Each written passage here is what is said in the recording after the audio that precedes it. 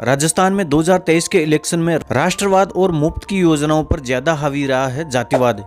भाजपा और कांग्रेस अब सरकार बनाने की तैयारियों में है। राजस्थान में विधानसभा चुनाव के लिए 25 नवंबर को मतदान हो गया है।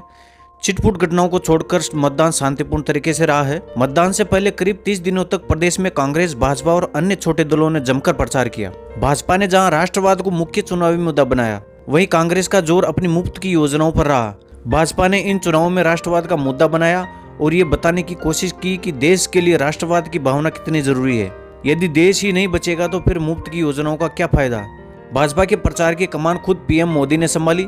एक सप्ताह में 14 से ज्यादा आम सभाएं कर ये दर्शा दिया कि राज्य के चुनाव में पीएम मोदी की कितनी अहमियत है। केंद्रीय गृह मंत्री अमित शाह ने भी अनुच्छेद 370 को हटाने के बारे में मतदाताओं को विस्तार से जानकारी दी।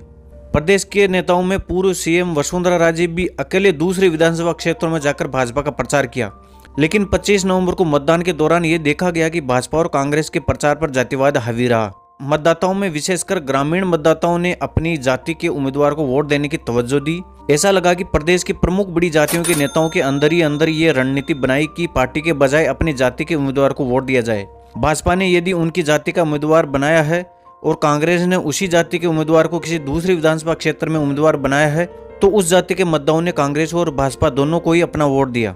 25 नवंबर को मतदान केंद्रों पर जुड़ी मतदाताओं की भीड़ से प्रतीत हुआ कि ऐसी रणनीति बनाने में राजपूत, जाट, रावत, ब्राह्मण, गुज्जर आदि जातियों की सक्रियता रही।